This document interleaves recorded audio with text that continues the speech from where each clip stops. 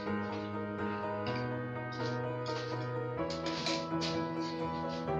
morning.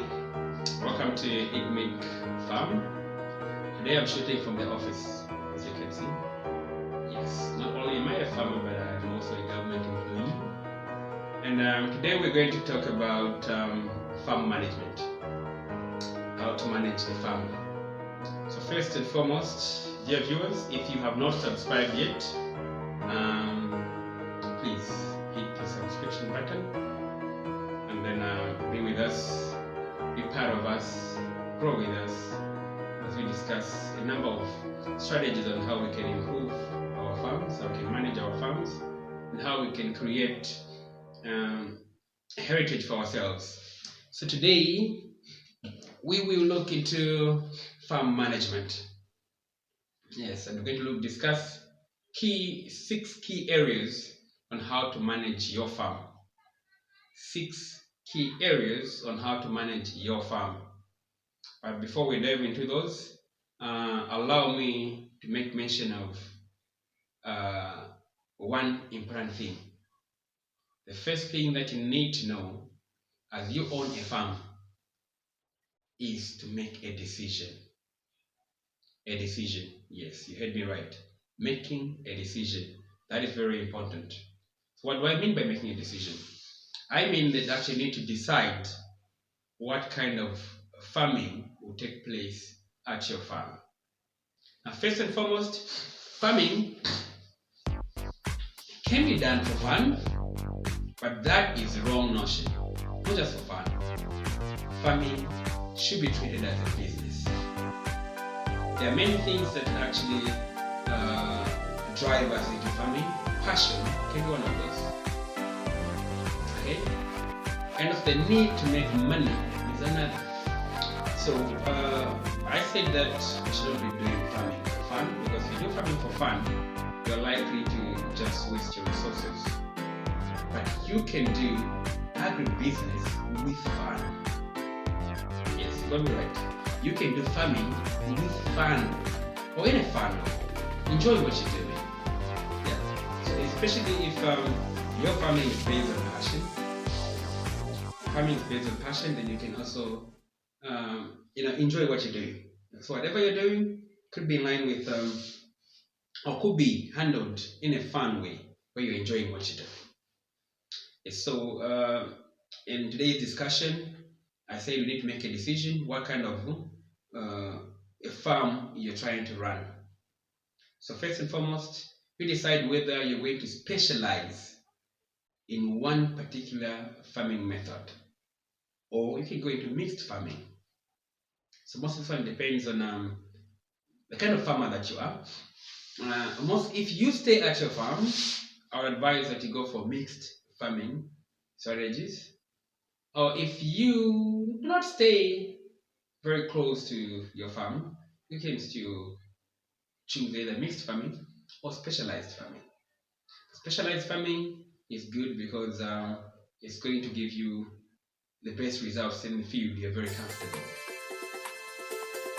But then it's still lacking one or two things. But then you go for mixed farming actually helps, or should I say, help each other. This type of project that you're running can also be helped by another project to create more revenue. For instance, let's say you're keeping animals on your farm and you're also doing crop farming. The animal waste or manure can be used to fertilize the land where you're doing crop farming, which is one of the cheapest ways to run the farm. So that's just some of the ideas that we can put across as we go into farming. So yes, now having discussed that, that was just a tip, or should I call it an intro of some kind. But the main aim for today is actually farm management. How should we manage the farm? So let's get into it. Look at how to manage a farm. Yeah. First things first. Now, as a farmer, especially when you're beginning on your farm, avoid building fancy buildings or mansions. If you're treating your farm as an agribusiness, avoid that, because that is going to take up a lot of your money, and then you have a few challenges on how to go about your projects. You're just beginning that. So that can come in a bit later when you have had enough income. So do not start by building a mansion if you don't intend to stay at the farm. If you need to stay at the farm, start with something small, at least, so that you have enough resources to plow into the projects that you're going to do at that farm. Remember, your farm is supposed to make profits. So that's the first thing that you have to have at the back of your mind. Start small. Start in a humble way, and then you see how you can, proceed to something better. So do not build a mansion on your farm when you're just beginning. Try to invest as much as possible. You should also have the back of mind that you're not going to get the revenue just there and then. It will take a bit of some time. That is the more reason why I should not invest too much into the buildings. But try to start small, and then you see how you can grow into something better that is going to make you very comfortable. So that is the first point. Do not start by building a mansion on your farm when you are just beginning. It's part of farm management. The second thing is treat your farm as a business and not a hobby. In as much as you enjoy what you're doing, you want to have fun in your farming. Do not treat your farm as a hobby, or farming as a hobby, but as a business. Why am I saying so? You need to make money out of it. A hobby, when you're playing around with your hobby, a hobby just for fun. Just want to enjoy what you're doing. But then a farm is supposed to generate income, because you're going to have workers on your farm who are going to work for you. They need to be paid. So treat it as a business and bring out some revenue of some kind, some income, so that you're able to run many other things. But if you treat it as a hobby, you spend almost everything, and then at the end of the day, you come back crying. That won't be good enough for you. So yes, first things first, consider your farm as a business. But it can still run. If it's your hobby, then you just develop it in that line. But otherwise, consider it as a business. So this will allow you to earn money through farming or through your hobby. You earn money using your hobby. By the way, the Bible itself puts it very clear, saying that the talents that God has given us, they're going to earn us a living. Yeah, you've heard of professional footballers that are earning money through football. Something that they just used to engage in as a hobby when they were kids. They earn a lot of millions now. So that's how it goes. Same also with farming. As much as you want to carry it as a hobby, you should be earning your money. And your hobby can earn you money. So that's the way it goes. Third point, or third key area in farm management. Third key area in farm management. Employ the right farm manager or the right workers. Now, this is not an easy thing. I can attest to that. I have had challenges with my farm workers. To be honest with you, I think the first farm worker that I had is the one who stayed a bit longer. He stayed longer, quite long enough. He was staying along with the farm, and then I think he stayed longer.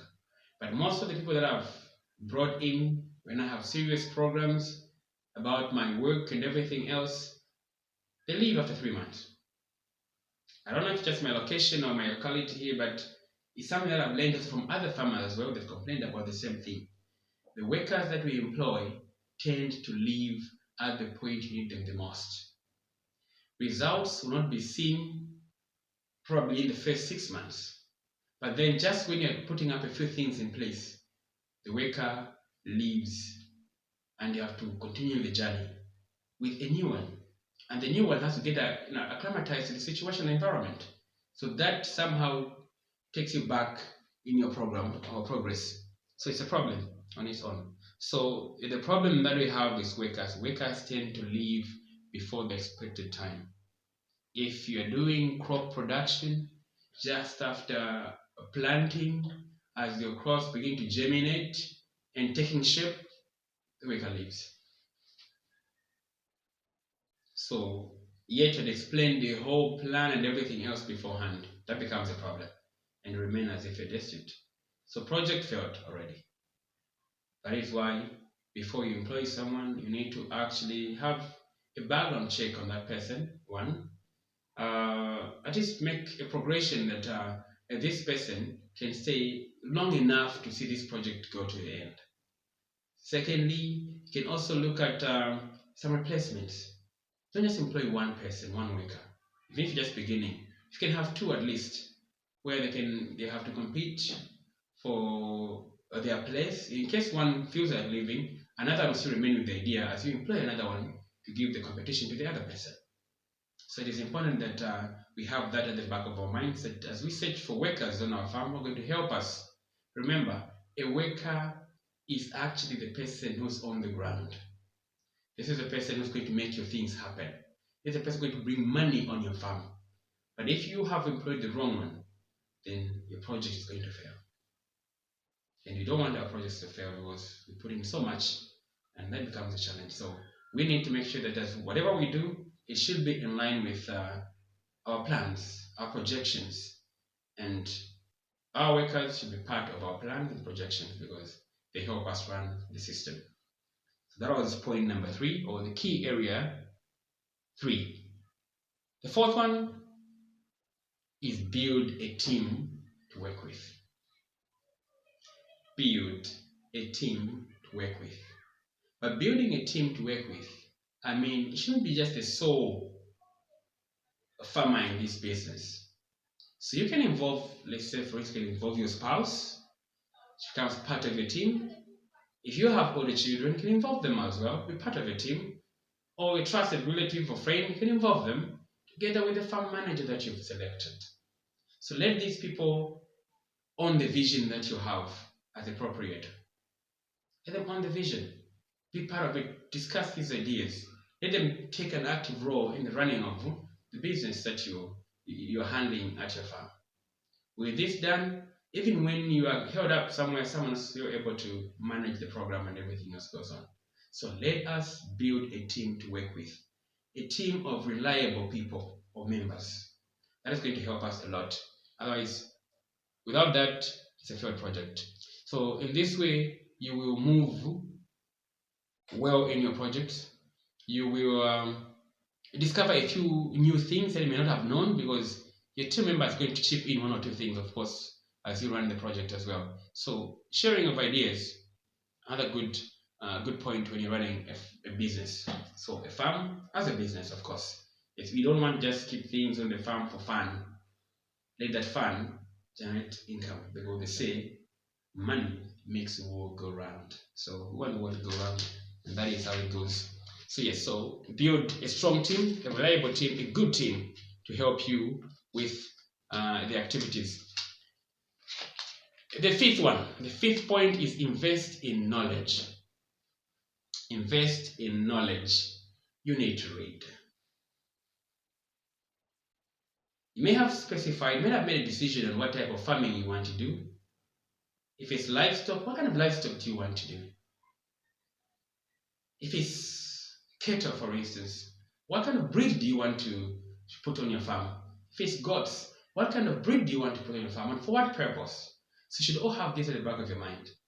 And when you have done that, read about those areas you've selected. So when you read a lot about those things, you familiarize yourself with the information in line with those. That information is key, it's very important. So you're going to have a number of things that are going to help you carry forward.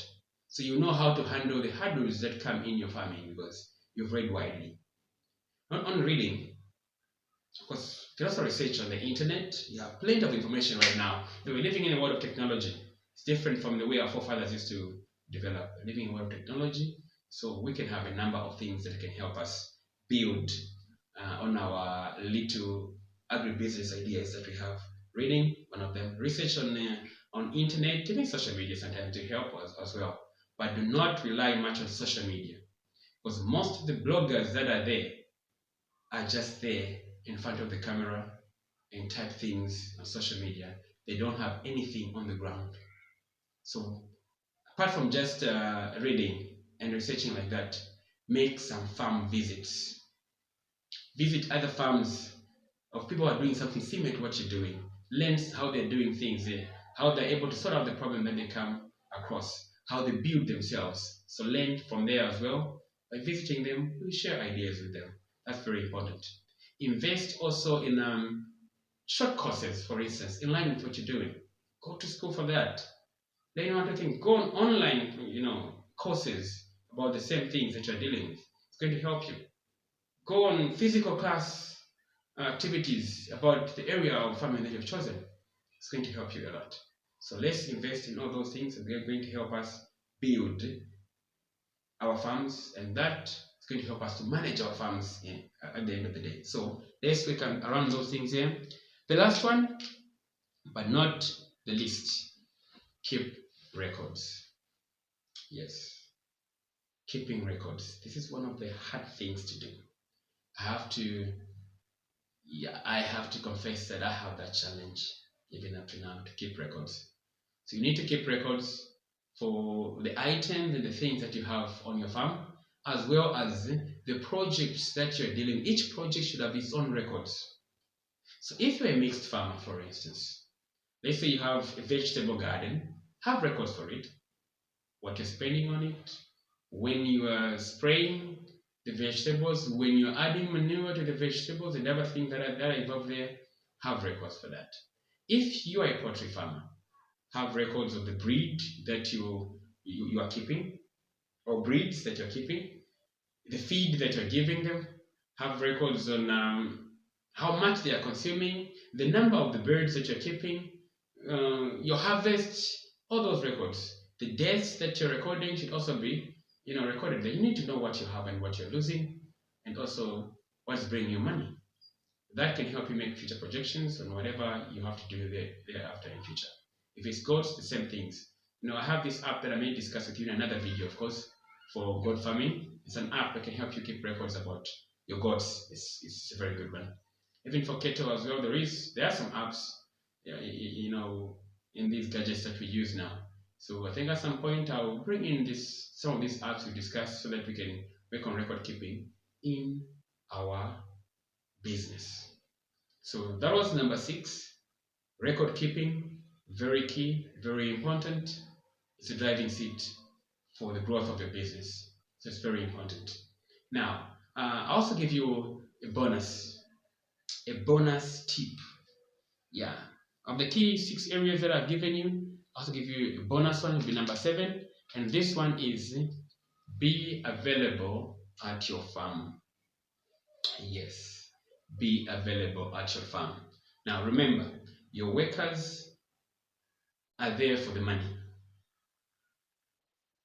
The profits are yours to calculate. Then they're there for the money.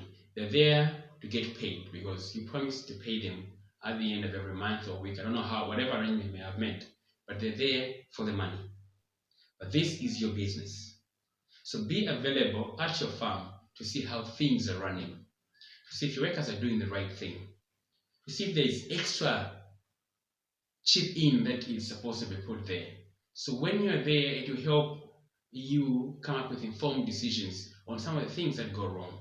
With the knowledge that you've invested in, and the number of these tips that just from discussing can also help you project and sort out some challenges that come. There are some quick challenges that may come in which you need to sort out. For example, trespassers on your farm.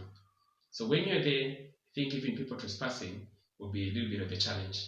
Visitors, and when visitors at the farm, the workers that we keep, they're just there. Every person will be just coming to visit them, and things start going missing at the farm. Why? Because they're not available. But if you're there, that will be all moderated, corrected, and then things will be okay and be in line with what you want things to be like. So be available at your farm. If it's possible, stay at your farm. I stay at the farm right now. Yeah, well, my workplace is just a few kilometers from my farm. So I have to go there every day, every working day. But then I still have to be back at the farm, check on how things are happening. Every morning I go around the farm and see how things are going. In the evenings before I retire to bed, I have to check everything and then make sure things are okay. And I've seen beautiful results coming out of that.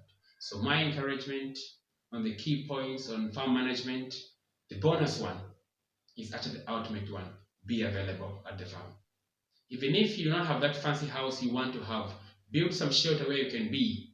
At least when you come, you lodge in there. If it's a weekend, be there for the whole weekend and see how things are running. It'll help you a lot. So be available at the farm. Otherwise, farm management is tricky. Like I said earlier on, you have to make a decision. What do you want to get out of a farm? Are you just going to be putting things there, just pushing in money, getting anything out of it? I don't think that's what anyone else wants. Even if it's a passion, even if it's a hobby, but you need to be getting something out of the hobby. So let's work hard, let's build our farms, and let's manage them the right way.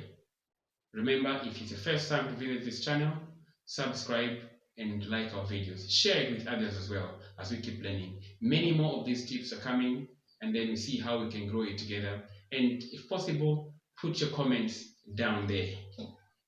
Yes, fill up that comment section, and I promise to respond to any comments that may come. I also post a WhatsApp line for anything else. You can still contact us on WhatsApp.